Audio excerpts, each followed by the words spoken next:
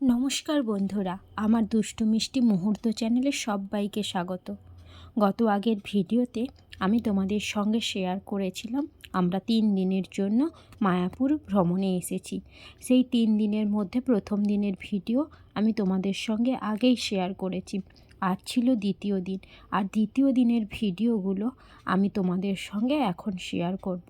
যেহেতু আমাদের হাতে সময় কম ছিল, তাই আমরা সময় নষ্ট না করে দ্বিতীয় দিন সকালবেলা ভোর 4টার সময় উঠে ভগবানের মঙ্গল আরতি দর্শন করেছি। তারপর রুমে এসে নিজেরা ফ্রেশ হয়ে বেরিয়ে পড়েছিলাম মায়াপুর এবং নবদ্বীপে থাকা দর্শনীয় স্থানগুলো ঘুরে দেখার জন্য। প্রথমে আমরা মায়াপুরে একটা টোটো ভাড়া করে মায়াপুরে থাকা ভগবানের বিভিন্ন দর্শনীয় স্থান, বিভিন্ন মঠ, জগন্নাথ মন্দির সমস্ত কিছু ঘুরে দেখেছি। তারপর আমরা নদীর ঘাটে এসে লঞ্চে করে চলে এসেছিলাম নবদ্বীপে। নবদ্বীপে এসেও আমরা কিন্তু একটা টোটো ভাড়া করে নিয়ে পুরো নবদ্বীপের যে দর্শনীয় স্থানগুলো আছে ওগুলো দেখার জন্য চলে গেছিলাম। প্রথমত আমরা দেখেছি গুপ্ত বৃন্দাবন, 60 ফুট গৌরাঙ্গ, তার সঙ্গে সঙ্গে নিমাইয়ের জন্মস্থান, আরও বিভিন্ন জিনিসপত্র। নৌকায় করে লঞ্চে নদী পেরানোর অভিজ্ঞতাও ছিল অসাধারণ। বিভিন্ন কৃষ্ণ মন্দির, চৈতন্য মন্দির, ওই জায়গাগুলোতে গিয়ে ভগবানের মূর্তি দর্শন করার পর, ওনাদের লীলা সমস্ত কিছু নিজের চোখে দেখার পর মনটা একেবারে ভরে উঠেছিল। আর আমাদের এই মায়াপুর ভ্রমণটা যদি আমাদের হাতে আরও একটু বেশি সময় থাকতো তাহলে আরও ভালো হতো, সেটা কিন্তু আমরা খুব ভালোভাবে বুঝতে পেরেছিলাম।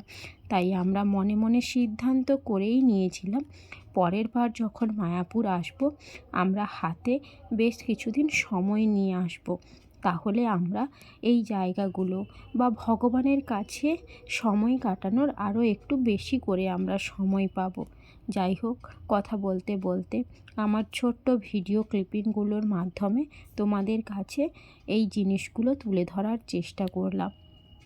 যদিও হয়তো আমার ভিডিও ক্লিপিংয়ে তোমরা পুরোপুরি সমস্ত কিছু দেখতে পাবে না বা বুঝতে পারবে না, কিন্তু আশা করি যারা মায়াপুর বা নবদ্বীপের কাছাকাছি অঞ্চল থেকে দেখছো বা যারা প্রতিনিয়ত এই জায়গাগুলোতে বেড়াতে যাও তারা অবশ্যই কিন্তু বুঝতে পারবে।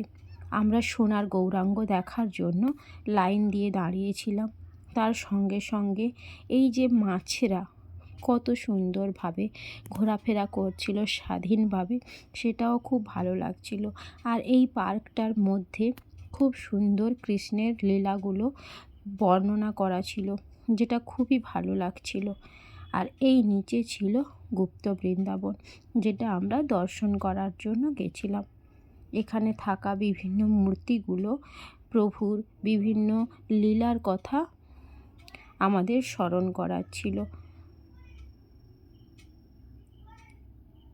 তোমরা কারা কারা আমার মতন মায়াপুর ভ্রমণে গিয়ে নিজেদেরকেও একেবারে ঈশ্বরের কাছাকাছি ভাবতে পেরেছো, ঈশ্বরের নিবাসে গিয়ে মন শান্ত করতে পেরেছো, অবশ্যই কমেন্টে জানাবে।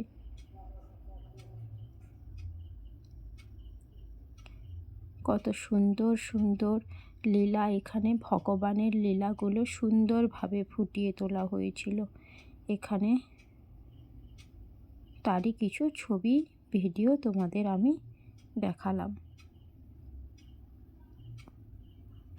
জানি হয়তো আমার ভিডিওগুলো এতটাও ভালো হয়নি, তাও তোমরা আশা করি তোমাদের কাছে পৌঁছালে তোমরা তা খুব ভালোবাসার সঙ্গে গ্রহণ করবে।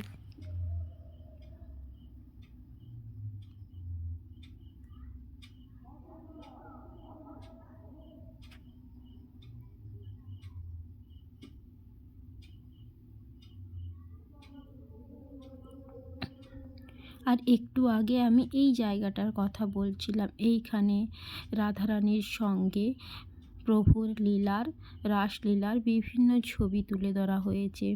বিভিন্ন প্রভুর সঙ্গে গোসাইদের, বিভিন্ন রকম গৌর নিতাইয়ের নানা রকম মূর্তি এখানে রয়েছে। ওদের নানা রকম লীলা এখানে ফুটিয়ে তোলা হয়েছে। খুব ভালো লাগছিল দেখতে। অনেক ভক্তরা এখানে এসে আমাদের মতন এই জায়গাগুলো ঘুরে ফিরে দেখছিলেন এবং তাদের সঙ্গেও কথা বলে পরিচয় হয়ে আমাদের খুব ভালো লাগছিল। শুধু একটাই দুঃখ, আমাদের হাতে সময় ছিল খুব অল্প। আমরা মাত্র 3-4 ঘন্টার মধ্যে পুরো নবদ্বীপ মায়াপুর ঘোরা কমপ্লিট করেছিলাম। সেই কারণে আমরা খুব ভালোভাবে কিন্তু বা বেশিক্ষণ ধরে এই জায়গাগুলোতে সময় কাটাতে পারিনি। তাই ভিডিও ক্লিপিংগুলোও কিন্তু খুব ছোট ছোট। যাই হোক, আবারও আশা আছে ভগবান যদি ডাকেন অবশ্যই কিন্তু আবারও আমরা পৌঁছে যাব মায়াপুর। তখন তোমাদের সঙ্গে সেই ভিডিওগুলো সুন্দরভাবে শেয়ার করার চেষ্টা করব। এই যে দেখো, নারায়ণ, জগন্নাথ মহাপ্রভু, লক্ষ্মীনারায়ণ, সাগরে, ক্ষীরসাগরে আরও বিভিন্ন রকম মূর্তি আছে। অনেক কটা তো চিনিও না, জানিও না। অনেক গল্প এখনও জানা, নৃসিংহদেব।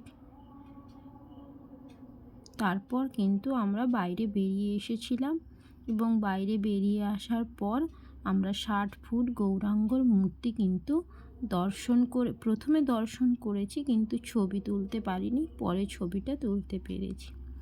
এই যে এখানে বড় লাড্ডু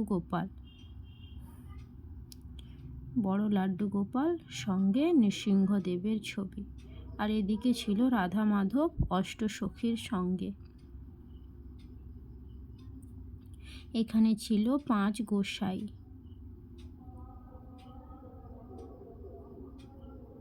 তারপর কিন্তু আমরা আবার লঞ্চে করে ফিরে এসেছিলাম এবং লঞ্চের টিকিট কেটে যখন আসি ততক্ষণে কিন্তু অলরেডি একটা লঞ্চ ছেড়ে দিয়েছে। তাই আমাদেরকে একটুক্ষণ অপেক্ষা করতে হয়েছিল। আর নদীপথে আসার সময় এত ভালো লাগছিল চারপাশটা, একদম কাছ থেকে মা গঙ্গাকে অনুভব করার যে অনুভূতিটা হচ্ছিল সেটা খুব খুব খুব খুব ভালো লাগছিল। আমরা লঞ্চে উঠে পড়েছি, লঞ্চ আমাদের ছেড়েও দিয়েছে, আর আমরা খুব গল্প করতে করতে, মজা করতে করতে পরিবারের সবাই মিলে কিন্তু নবদ্বীপ ছেড়ে আবারও মায়াপুরের দিকে চলে যাচ্ছিলাম। তখন অলরেডি প্রায় 2টোর কাছাকাছি বাজতে চলেছে। আমাদের এখনও ভোগ পাওয়া হয়নি। আমরা গেলে ভোগের প্রসাদ গ্রহণ করব। তো ভীষণ খিদেও পাচ্ছিল, তাই আমরা আর সময় নষ্ট না করেই অনেক কিছুকে পিছনে ফেলে আমরা কিন্তু আপাতত সময়ের জন্য চলে এসেছিলাম। আস্তে আস্তে এই যে দেখো, ভোগের লাইনে সমস্ত ভক্তরা দাঁড়িয়ে গেছেন, আমরাও দাঁড়িয়ে পড়েছি ভোগ গ্রহণের জন্য।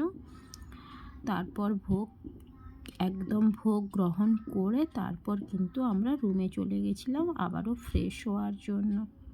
তো সেই সমস্ত কিছু তোমাদের সঙ্গে শেয়ার করলাম। ভিডিওটা ভালো লাগলে অবশ্যই লাইক করো।